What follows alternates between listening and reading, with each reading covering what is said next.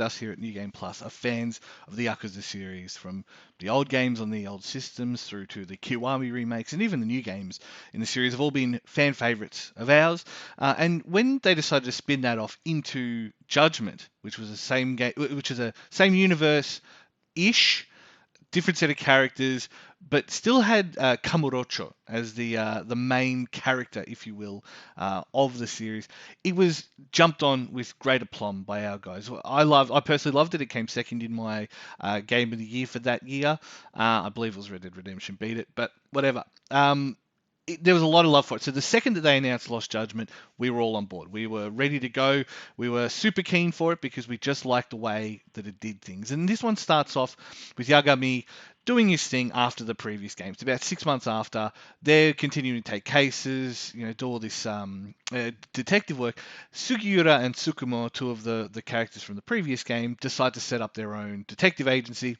So the guys go off to help them in Yokohama with what starts out as a simple bullying case and very quickly is not a simple bullying case anymore. It starts to bring in murder and intrigue and, the police and all these different elements that make it far more than the simple case that it once was. And that's always been one of the great things about this series is it just leans into the absurd nature of it, the soap opera nature of the series is what people enjoy about it. It's ostentatious, it's over the top, but it's all at the same time still set in a world that is believable. And in this one, you are playing Yagami again, going around the different cases and different things. This one is centered around a school. So where the previous one was more of a mystery seinen set in, a gang part of town, this is basically a schoolyard scene, and you're going to school, you're working with the students to identify this, you're working with the teachers to figure out the larger conspiracies,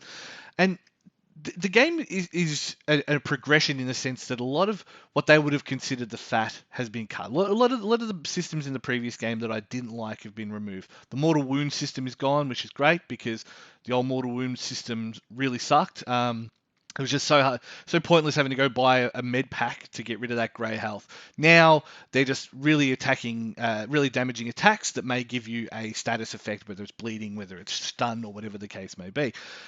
the, there's a lot of other stuff that they did cut out that I'm less of a fan of. I mean, I enjoyed the Friends stuff. I enjoyed the way that they established the characters that way. They've gone a different way with it this way. There's still lots of fun and interesting characters and a lot of old faces. They really do pay homage to a lot of the characters from the previous game who, because of the changes to the systems, no longer really fit into a classic. So they do it in the form of a side case. And there's lots of side cases and lots of schoolyard cases and lots of obviously main plot points that you'll need to follow to keep the game going. The one thing that really does stand out to me, and as much as I said before, I do enjoy the fact that it is a soap opera and it is kind of that ostentatious real world take. Some of the things that happen defy my suspension of disbelief. There's a scene in particular, and I won't spoil it, but uh, Yagami gets worked over real hard, and he needs a day off. He needs a day off to lie down and have a Panadol and just recover. But no, he gets back up and he bashes the crap out of him. It just really it defies my suspension of disbelief. Like I understand that, yep, there's a certain amount of plot armor that people have, but you got to keep it realistic. That said, the side games, the mini games, all those things that keep you interested are still in it in some capacity. They've changed some of them. Some of them they've kept basically the same. Like they've played with the Dyson Cube VR game a little bit, which makes it better. They've played with like darts is still the same, and they've changed a few other the way drones work, the way drone races work, and things. So there are some cool elements that they've played with to really give it its own thing. There's a Miku mini game in there if that's your jam as well. It really is a great continuation of what made the previous game so great. The characters are there. They do exactly what you think. Like they're all how you remember them. The writing keeps them in your mind the same as you expected them to act.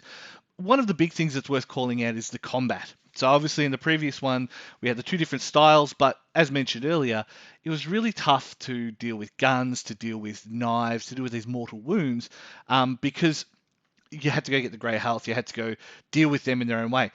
They've the way that they've balanced the fighting is to introduce a third style, which deals specifically with counters and deals specifically with like disarming and weapons items and stuff like that. And the one nice thing is it really gives the other two styles a chance to breathe. Like no one I know used Crane; it was all just Tiger. You just did the damage, and then you just unlocked Tiger drop, and then it was basically just played. All right, wait for it, smack. Wait for it, smack. Now as you know, fun and cool as that was, it didn't really make for an entertaining loop. This one, the combat has kept me engaged for much longer. I feel it's harder. I feel like I've struggled with this game's combat more than I did previously. It's still not particularly over the top difficult, but it's noticeably more required for you to change fighting style and that kind of thing than it was previously. But I think it's a good change. I really like the changes that they've done to it, and I really enjoy that they've managed to just make a straightforward sequel. No faff about, no nonsense. It's just a straightforward sequel to the previous game, and I really enjoy it. I hope that the conversation between Johnny's and Sega comes out in a good way, because I'd really hate for this to be the end of the series. But I feel like there's enough strong characters in the series that if Yagami suddenly went back to his home planet and never came back, that there would be someone else could take the reins, if you will. Whether that happens or not, I'm not sure. But either way, I'm just enjoying Lost Judgment for what it is right now. It's a game I'm really having fun with. It's if you're a fan of those Yakuza style games, you're a fan of Kabukicho, and you use it as sorry, Kamurocho, not Kabukicho.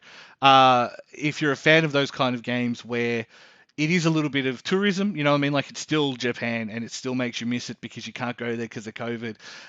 It's still unique. No donkey on the corner of the big road there makes me sad. But in a lot of other ways, the game really just does what it does well, you know. And if nothing else, that's all I wanted out of this sequel. I wanted a new story. I wanted those same characters interacting with that story. I wanted to experience Japan through the lens of the Yakuza team, and that's what I delivered. Lost Judgment, worth every minute of my time.